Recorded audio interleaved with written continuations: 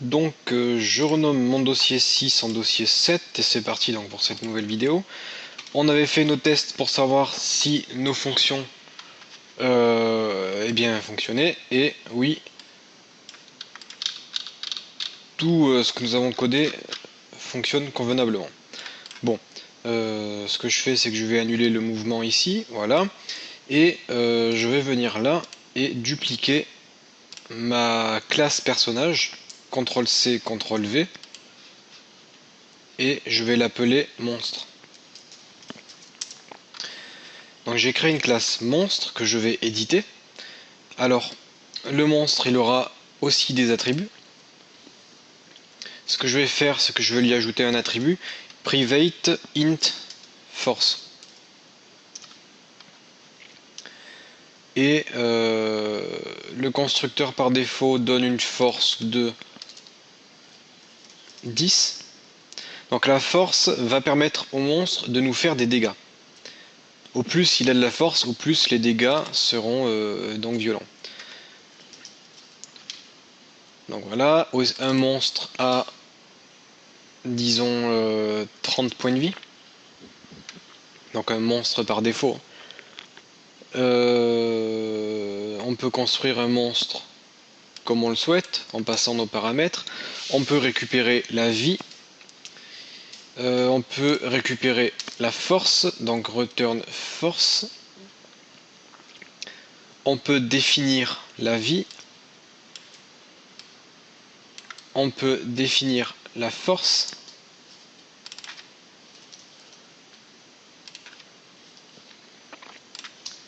Donc là, se reposer, on va l'enlever, puisque bon, ça c'était juste quelque chose qui me permettait de vous expliquer comment les méthodes fonctionnaient. Les méthodes fonctionnent. Bon, pour le attaquer, nous n'allons pas renvoyer des dégâts fixes, mais nous allons envoyer des dégâts aléatoires. Donc en Java, il existe une fonction rand qui permet de renvoyer un nombre aléatoire. Donc manque de chance, nous ne savons pas utiliser rand, on connaît juste cette méthode de nom. Donc qu'est-ce qu'on fait? On va sur Google et on va écrire par exemple doc Java Oracle, Oracle l'éditeur de Java, et rand. Donc là, ce que je vais faire, c'est que je vais ouvrir le premier lien, on va voir ce que ça donne.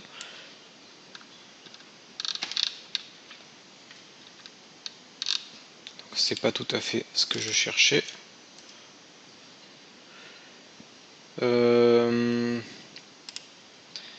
Math.random.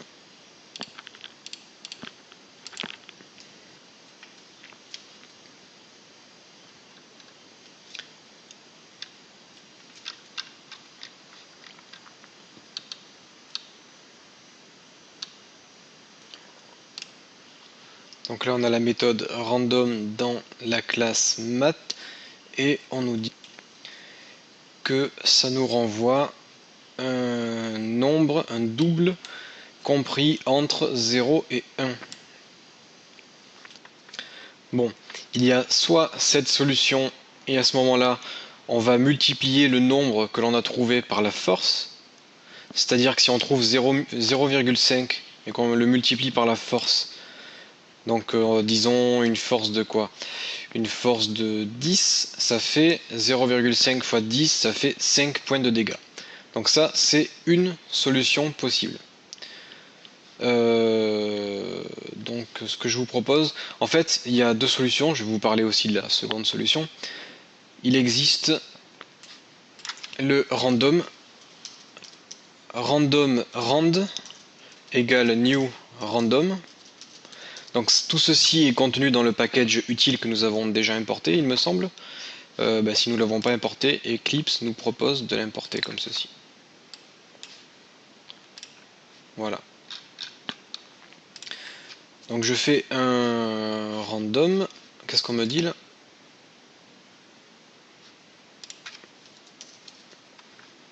Voilà. Et je fais par exemple int dégâts, donc d est égal à rand point next int entre parenthèses force. Donc là ça va me donner un nombre compris entre 0 et 10 puisque force est égal à 10, et je peux laisser comme ça ou mettre un plus 1 derrière pour qu'il y ait au moins un point de dégâts. Et là je fais return D et ça va me renvoyer la valeur de mon random. Donc pour le moment on va tester ceci. Si ça nous convient c'est bon, si ça nous convient pas on passera par le package mat et ce que nous avons vu précédemment dans la documentation. Bon, et ce qu'on peut faire aussi c'est afficher les caractéristiques de notre monstre. Voilà, donc là j'ai créé la classe monstre comme il faut. Je vais recopier donc cette fonction qui permet de faire des dégâts et je vais la coller dans ma classe personnage, sauf que là je vais faire un plus 5 et je vais créer un attribut force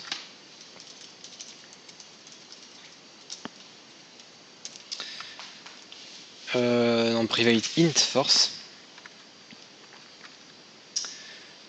Ensuite on va dire que force est égal à 10 par défaut. On peut attribuer une force nous-mêmes, donc force égale à F.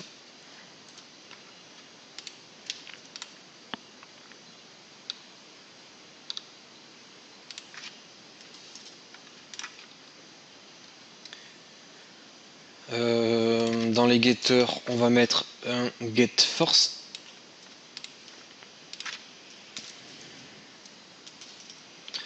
On retourne la force. On va faire un setter. Set force.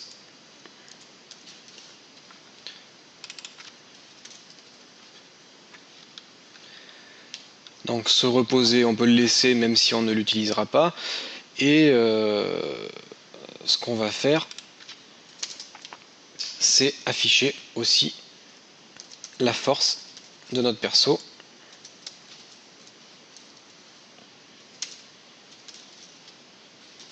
Et voilà, donc là, nos classes sont terminées. On peut retourner dans notre méthode main, je la lance, ok. Donc on a nos monstres, notre joueur. Et je vais faire un system.out.println. Et je vais afficher, je vais déjà créer un personnage. Je vais créer un personnage en disant P1, non, personnage P1 égale new personnage. Et je vais afficher P1.toString.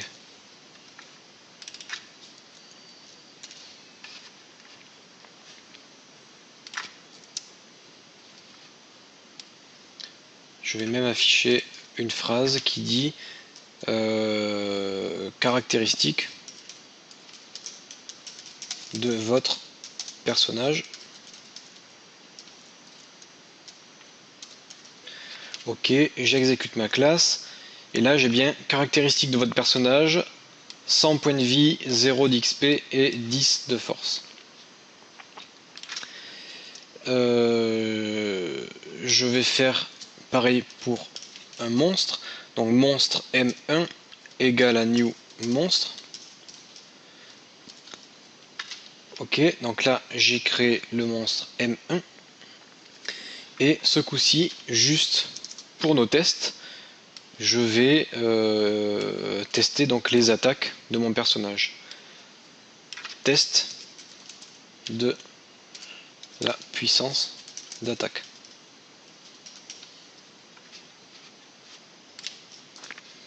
Et ce que je fais, c'est system.out.println de p1.attaquer. Et je vais copier ça plusieurs fois. Ok, j'exécute. Test de la puissance d'attaque. Et là, j'ai fait 11 points de dégâts, 10 points de dégâts, 12, 6 et 8. Donc on a bien des nombres aléatoires.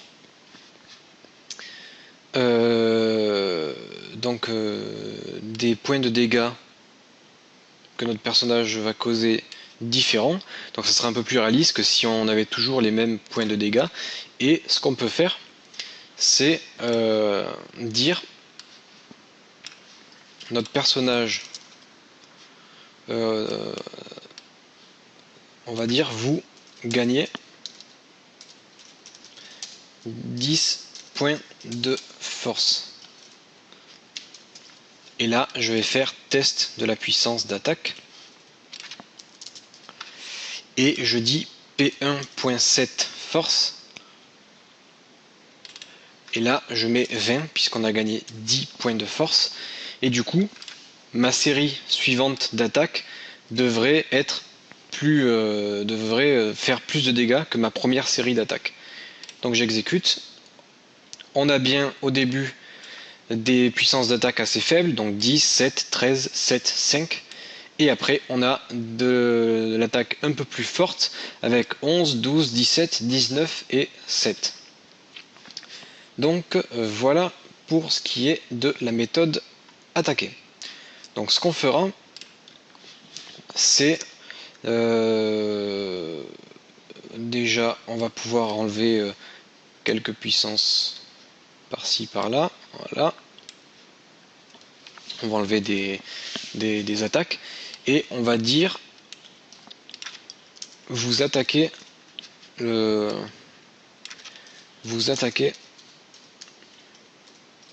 monstre 1. Et là, on va dire M1.7 vie. On va par exemple modifier la vie et c'est égal à M1.get vie. Donc là, on récupère la vie actuelle du monstre, moins, et là, on va enlever P1.attaquer.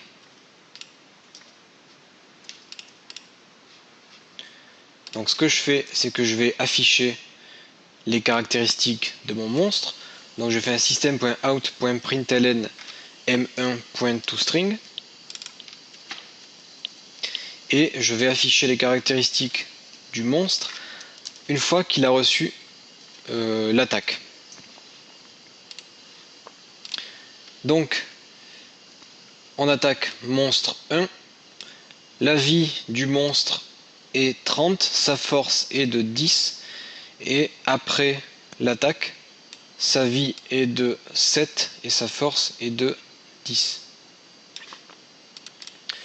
On en conclut que le monstre a subi 23 points de dégâts de la part de notre joueur. Donc ce qu'on va faire, c'est que on va faire ceci pour organiser un peu notre classe. Voilà, donc on a, au début on dit vous attaquez monstre 1, on affiche les caractéristiques du monstre 1 et une fois qu'on a fait ça, on lance l'attaque et on réaffiche les caractéristiques du monstre 1. Donc là, il aura perdu que 16 points de vie. Alors, encore une fois, ce qu'il est important de faire, c'est dans cette vie, on dit if vie plus petit que 0, vie égale 0. Donc comme ça, on ne pourra pas avoir une vie négative. Pareil, sur notre personnage, on va sur cette vie et on vérifie.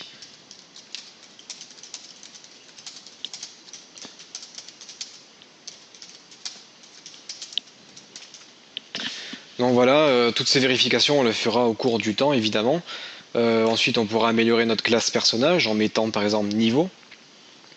On dit qu'on augmente de niveau tous les 100 points d'XP. On va dire qu'à chaque fois qu'on tue un monstre, on gagne le même nombre d'XP que la force du monstre. C'est-à-dire si le monstre a une force de 15, on gagnera 15 XP, etc. etc. Bon, tout ça, on va l'améliorer au cours du temps. Là, ce qu'il est important de bien comprendre sur ce qu'on a fait aujourd'hui, c'est que, donc déjà on a créé une nouvelle classe pour monstre, il faut créer une classe par élément, et qu'on a appris comment créer des nombres aléatoires qui vont nous permettre d'être utilisés dans les combats afin de faire des dégâts différents à chaque coup que nous allons donner. Voilà, donc on se dit à bientôt dans la prochaine vidéo.